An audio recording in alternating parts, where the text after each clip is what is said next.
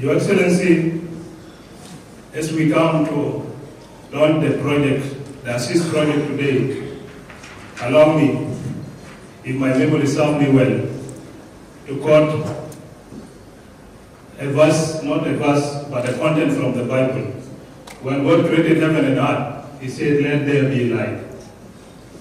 Because God knows the people He created need light.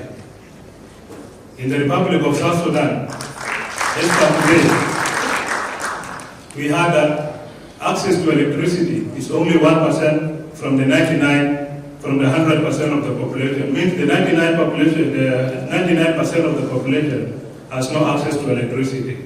On behalf of the state's government and the people in the states, let there be access to electricity to the 99% of the population.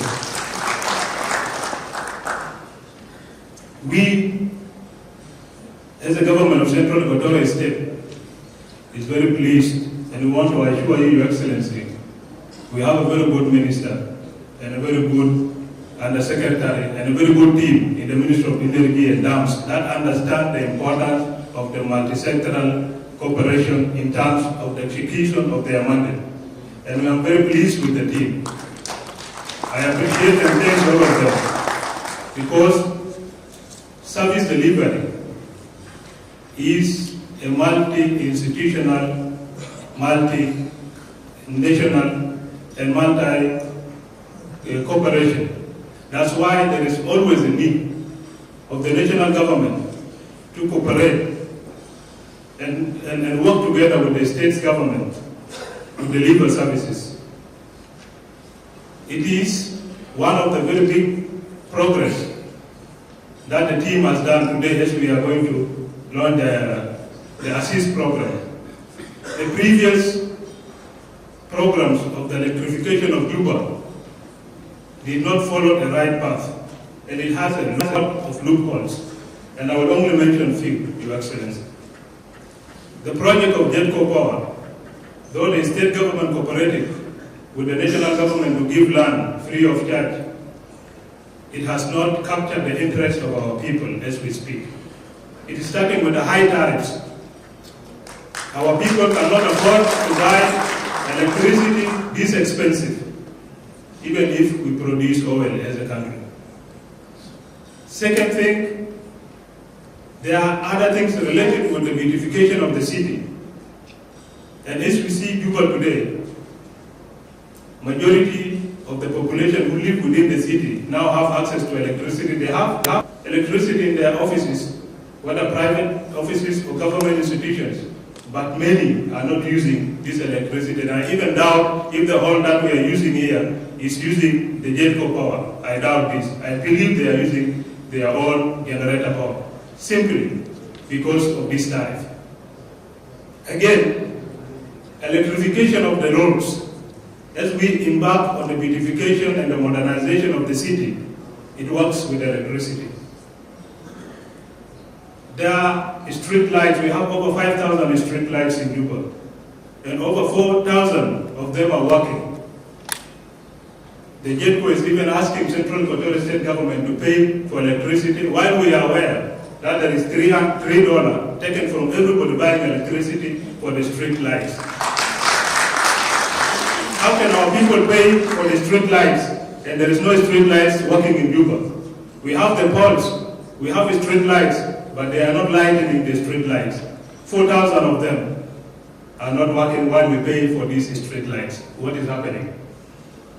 On the same scenario, launching of the poles, electricity poles, has not taken a proper consultation with the government of the state. They have not requested the state government to give them the master plan of the city.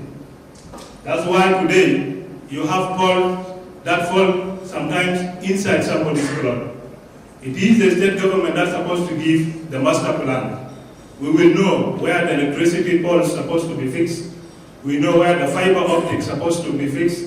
We know where the water pipeline, the clean water connection pipelines supposed to be run.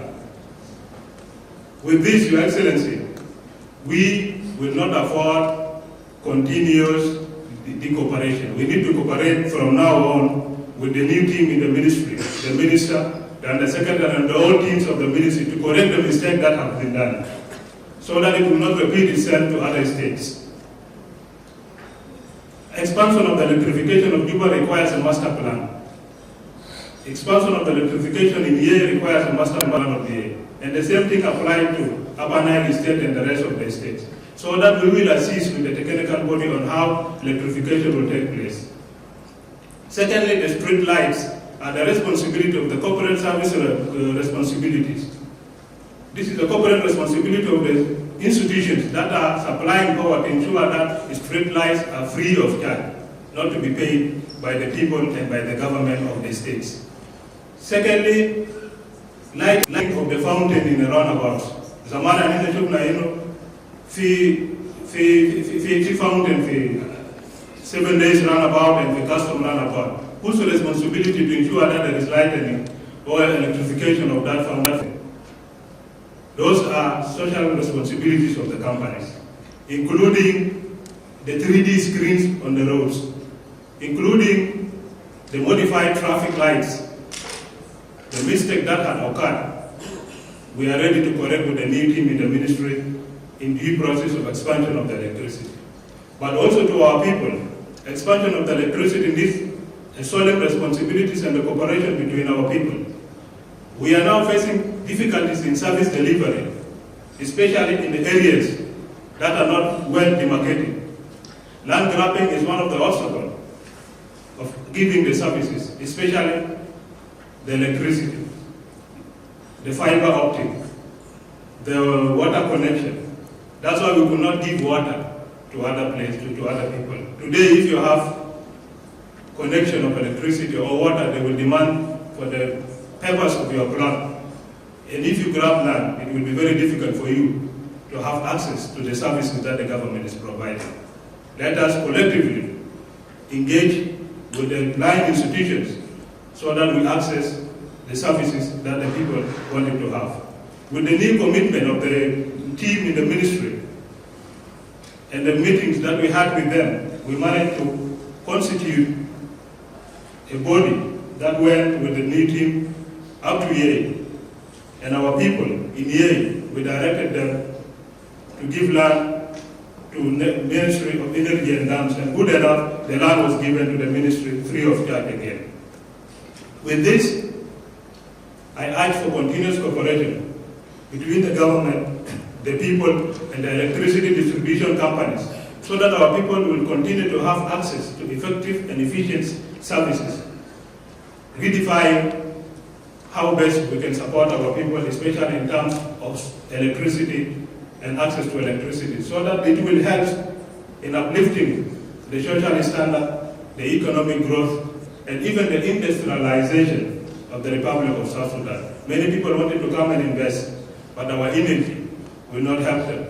And I also call, as the world is fighting for the climate change, we need environmental friendly electricity so that we protect the biodiversity and we protect the ecosystem. Thank you very much, Your Excellency.